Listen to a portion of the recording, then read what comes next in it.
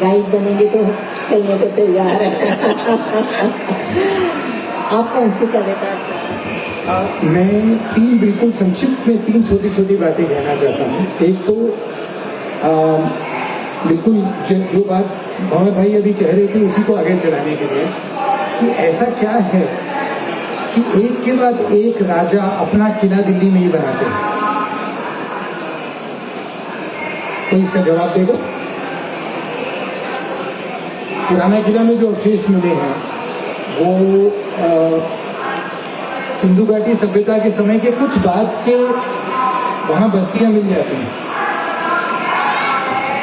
तो बार बार कितने किले, जितने किले शायद दिल्ली में हैं उतने किले किसी दूसरे शहर में नहीं, और इतने अलग अलग समय के। तो ऐसा क्या है दिल्ली में, कोई बताना चाहेगा?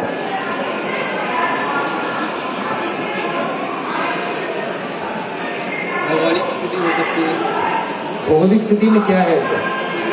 जैसे दिल्ली जो है वो इस तरह से समतल मैदान पे है जहाँ पे मतलब हम किले खड़े कर सकते हैं या फिर अपने साम्राज्य का विकास कर सकते हैं और बहुत सारी चीज़ें, इमारतें बना सकते हैं या राजभवन बना सकते हैं। और जैसे ये पहाड़ी इलाका से थोड़ा सा आरावली है और दूसरे पहाड़ी से घिरा हुआ है, तो ये भी हो सकता है कि बाहरी आक्रमणों से इसको खतरा वो बचा जा सकता है। अरावली यहाँ से गुजरात तक है? जी हाँ। कोई दूसरी जगह ऐसी क्यों नहीं है जहाँ इतने किले? ये है कि मतलब अगर हम दिल्ली सल्तनत की बात करें तब से तो दिल्ली सल्तनत बहुत बाद में है। मतलब दिल्ली में किले उसके बहुत पहले से बन रहे हैं। यहाँ क्यों बन रहे हैं? यमुना का पानी भी मेरे ख्याल से, यमुना का दिल्ली में इनमें से ज्यादातर किलों में पानी यमुना से नहीं आता है। दिल्ली जो है दोआब में पड़ता है, उपजाऊ क्षेत्र होने की वजह से दोआब में नहीं है। दोआब दिल्ली, यमुना के उधर दोआब शुरू हुआ। यमुना के आसपास जो क्षेत्र है बाढ़ आने की वजह से उपजाऊ भूमि की वजह से राजा लोग ज्यादा यहाँ पे राजस्व इकट्ठा होता है। पूरी यमुना के किनारे वो उपजाऊ भूमि है। जैसे अरावली यहाँ से गुजरात तक है। दिल्ली में क्या है उस पर तो आप भी प्रकाश कर रहे हैं। कोई बताना चाहे तो मुझे लगा थोड़ा सा। देखिए, किला बनाने के लिए सबसे पहली बात देखी जाती है सुरक्षा, क्योंकि किले राज्य बनाते हैं और राज्यों को अपनी सुरक्षा का इंतजाम करना होता है। दिल्ली ऐसी जगह है जहां पर एक बड़ी पर्वत श्रृंखला भूमिगत हो जाती है और एक बड़ी नदी उसके बगल से निकलती है। तो अगर आप अपना किला अरावली और यमुना के बीच में बनाएंगे तो आपको केवल उत्तर और दक्षिण का ध्यान देना है। इसीलिए दिल्ली की बहुत सारी लड़ाइयां पानीपत के खुले मैदान में होती हैं। दिल्ली में युद्ध नहीं होते। युद्ध करने के लिए या तो आपको दिल्ली से उत्तर में जाना पड़ेगा या दक्षिण में आना पड़ेगा। तो दिल्ली उस तरह से सुरक्षित जगह मानी गई थी। एक बड़ी नदी है और बड़ी पर्वतमाला यहां पर आते आते जमीन के नीचे जा रही है। अरावली यहां खत्म नहीं होते। अरावली दिल्ली में हमको दिखने बंद हो जाते हैं और हम लोग खत्म हो जाएंगे, उसके बाद भी अरावली रहेंगे। एक तो ये बात है।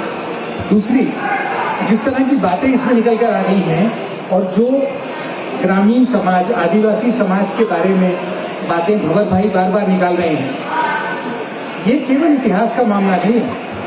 अगर आपको लग रहा हो कि ये पुरानी बातें जानना चाहते हैं और इनका किया हुआ उन्हीं के मतलब का है जो पीछे देख के मुड़ मुड़ के रहना चाहते हैं। हमारे सामने अभी सबसे बड़ा संकट जलवायु परिवर्तन का है, जो हमको समझ भी नहीं आ रहा है कि क्या है। जब उसकी मार सही में पड़नी शुरू हो चुकी है, लेकिन जब सही में पड़नी शुरू होगी तब कोई आधुनिक विज्ञान, कोई यूनिवर्सिटी हमारी उतनी मदद नहीं कर पाएगी जितने ये आदिवासी समाजों के रहन सहन के तरीके, उनकी संवेदना हमारी मदद करेगी हमें बचने में।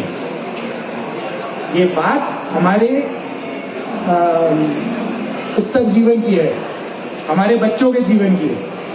अगर हम चाहते हैं कि वो भविष्य की चुनौतियों का सामना कर सके तो हमें फिर से इन समाजों से सीखना शुरू करना पड़ेगा जिनको हमने पराया बना दिया है या उनको बेकार का मान लिया। और तीसरी बात,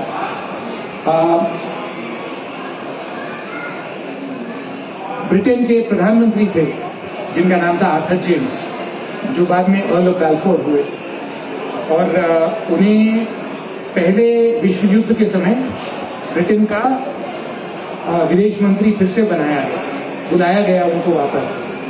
उनकी एक कविता है जिसको मैं अंग्रेजी में, छोटी सी कविता है, अंग्रेजी में पढ़ के सुनाना चाहूंगा, फिर हिंदी अनुवाद बताऊंगा। वो बताने के लिए कि जो बात भंवर भाई कह रहे हैं वो बहुत से इलाकों में बहुत तरह के लोगों ने कही है।